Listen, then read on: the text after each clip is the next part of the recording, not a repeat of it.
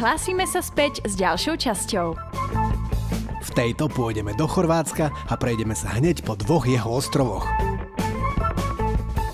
Ako tip na ubytovanie si teraz nepredstavíme hotel, ani penzión, ale loď. A to konkrétne cykloloď Meridian. Zároveň je táto časť prvou časťou seriálu o cyklistike na chorvátskych ostrovoch. Začíname netradične v plážovom bare v prístave Krylo, ktorý je v širšej obci Jesenice asi 10 km od Splitu. Tu sa aj s bicyklami nalodíme a preplavíme sa na začiatok našej prvej cyklotúry.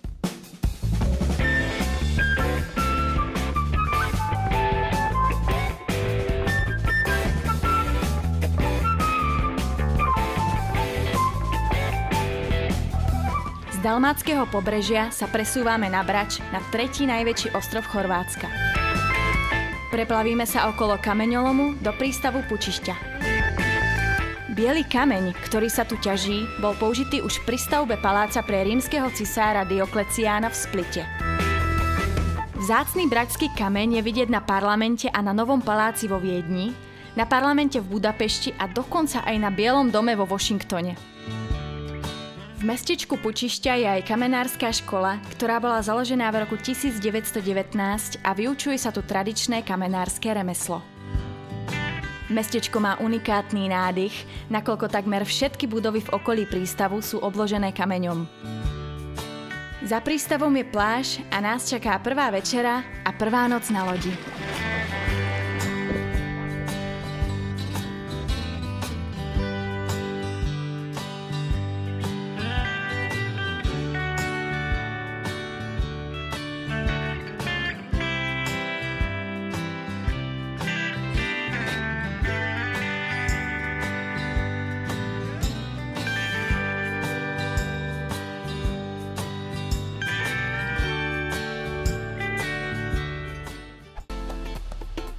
Na druhý deň štartujeme na našu prvú cyklotúru. Loď sa zatiaľ presunie do mesta nášho cieľa, ktorým je mesto Bol na opačnej strane ostrova. Na výber máme z 2 trás, ľahšiu trekovú po cestách s menším prevýšením alebo ťažšiu pre horské bicykle s väčším prevýšením. My si vyberáme tú ťažšiu, ktorá vedie z prístavu Pučišťa do dediny Pražnica a odtiaľ až na najvyšší bod túry na Vidovú goru. Odtiaľ sa spustíme na druhú stranu ostrova a budeme pokračovať cez obec Murvica do Bolu. Túra má približne 45 km a prekonáme asi 1000 výškových metrov. Podľa máp sú to približne 4 hodiny jazdy. Brač je ostrov v Splitsko-dalmatínskej župe asi 13 km od Splitu, hlavného mesta župy. Najväčšie mesto je Supetar na severnej strane ostrova. Ostrov je približne 40 km dlhý, 13 široký a žije na ňom asi 14 000 obyvateľov. S pobrežím ho spájajú trajekty premávajúce do Supetar a Sumartin. Ako jeden z 3 ostrovov Chorvátska má Brač svoje vlastné letisko. Okrem ťažby kameňa je zdrojom príjmu na ostrove samozrejme turizmus, ďalej rybolov, pestovanie hrozna a olív. Ďalšou zaujímavosťou je, že na Brači pôsobil slovenský prozaik, dramatik a publicista Martin Kukučín. Selci ho pripomína pamätná tabula na dome obecného úradu, v ktorom ordinoval ako lekár. Asi na 20. kilometri dosahujeme najvyšší bod tejto cyklotúry. Tesne pod ním je bufet a dostať sa sem dá aj autom. Odtiaľ toto trvá už len 5 minút k vysielaču na vrchole.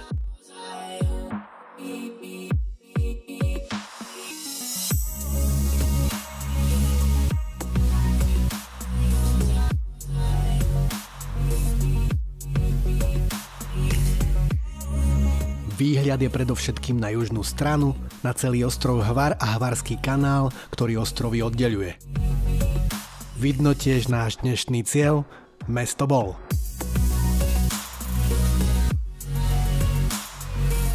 Vidová gora je s výškou 778 metrov nad morom, najvyšší vrch Jadranských ostrovov.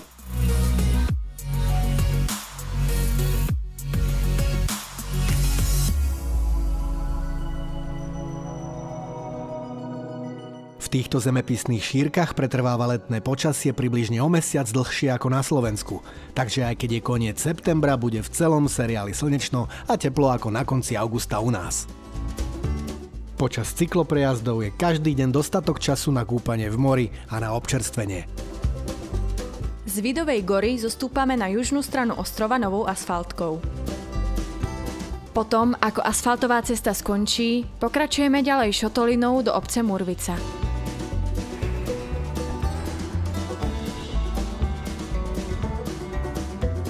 Cesta vedie ponad pobrežie s malými prevýšeniami pomedzi vinice.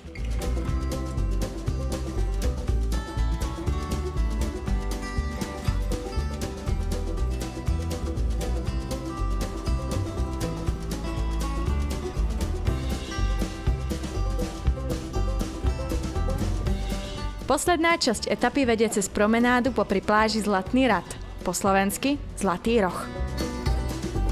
Niekoľko 100 metrov dlhý, kamienkami posiatý výbežok je zaraďovaný do prvej desiatky európskych pláží. Na promenáde tu preto ponúka svoje služby viacero hotelov, reštaurácií a kaviarní.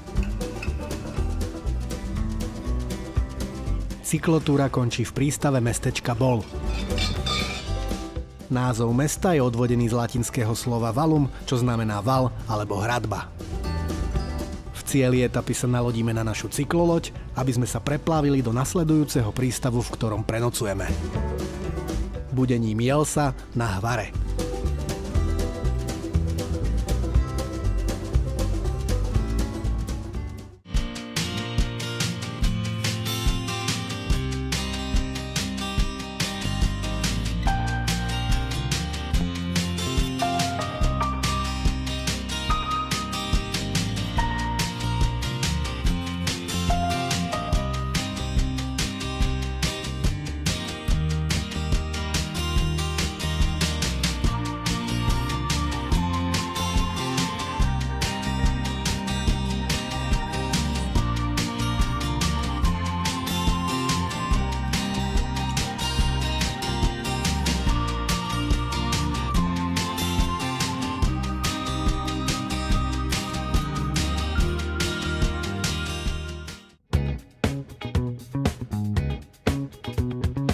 Hneď po raňajkách nasadáme do sediel a opúšťame Jelsu. Druhá etapa bude časť hrebeňovky ostrova Hvar. Trasa, ktorou pôjdeme, má necelých 55 km a podľa map sú to asi 4,5 hodiny jazdy. Celkovo prekonáme 670 výškových metrov a hneď na začiatku, na prvých 8 kilometroch ich nastúpame 450. Začíname prejazdom z Jelsy do Pitve a odtiaľ na hrebeň. Po hrebení cesta pokračuje okolo obce Humac, napojí sa na asfaltku a tá nás dovedie do mesta Suťuraj, kam sa naša cykloď preplaví po našom odjazde z Jelsy.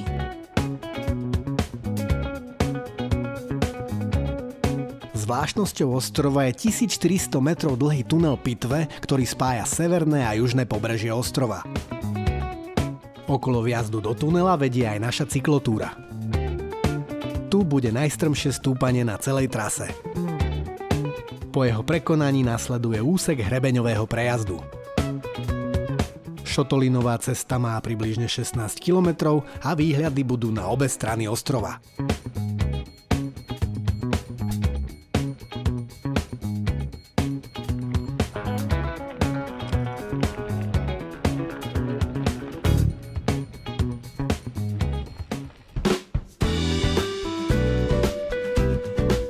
Približne v tretine trasy je opustená osada Humac. Pôvodne to bola trvalo obývaná obec, ktorá sa od 50. rokov minulého storočia využívala už len prechodne, a to počas spracovávania levandule, ktorá sa vtedy na Hvare začala intenzívne pestovať.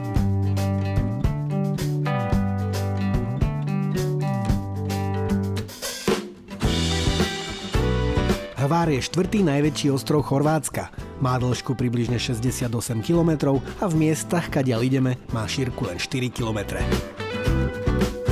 Žije na ňom 11 000 obyvateľov a tak ako Brač je tiež v Splitsko-dalmatínskej župe. Najväčšie mesto je Hvar v západnej časti ostrova.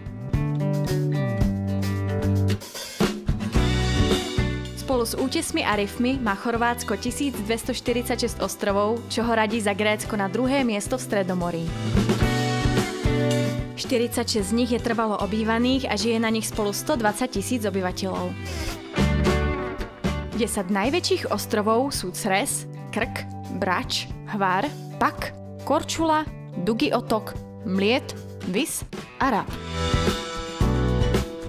Splitsko-dalmatínska župa je župa v chorvátskej Dalmácii v južnej časti krajiny. Na severe susedí so Šibenicko-Knínskou župou, na východe s Bosnou a Hercegovinou a na juhu s Dubrovnicko-Neretvianskou župou. Má hornatý prímorský charakter a na vápencovom podklade vzniklo množstvo krásových útvarov. Najvyššie pohoria sú Biokovo a masív Dinara, kde sa nachádzajú aj najvyššie vrchy župy. Najdlhšia rieka je Cetina a najväčšie sladkovodné jazero je nádrž Peruča. Pomaly sa blížime do Suťuraja, najvýchodnejšieho mesta na Hvare. Vďaka svojej polohe je jedným z najslnečnejších miest ostrova. Názov dostalo podľa kostola svätého Juraja, ktorý je spolu s kláštorom a pevnosťou jednou z najstarších budov mesta.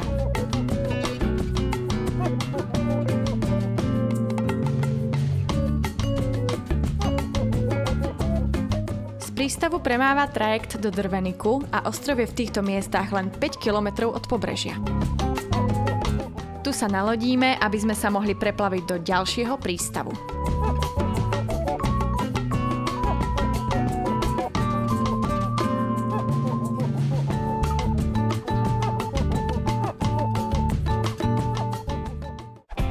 Na preplavby a nocľah nám slúži cykloloď Meridian.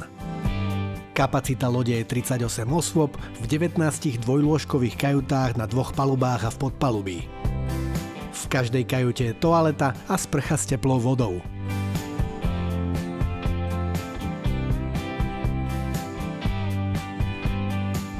Na hlavnej palube je kuchyňa, jedáleň a v zadnej časti kúpacia plošina. Na hornej palube sa nachádza lounge a v prednej časti kapitánsky mostík. Na streche je veľký sandek, na ktorom sa dá atmosféra jadranskej dovolenky vychutnať najlepšie. V jedálni sa každé ráno podávajú bohaté raňajky a večere sú o 3 chodoch. Všetky cyklovýlety sú dobrovoľné a hostia si môžu kedykoľvek spraviť oddychový deň. Na cykloloď si môžete zobrať cestný, horský, trekový alebo elektrický bicykel. Na lodi je dátové pripojenie a počas celej plavby sa viete pripojiť na internet.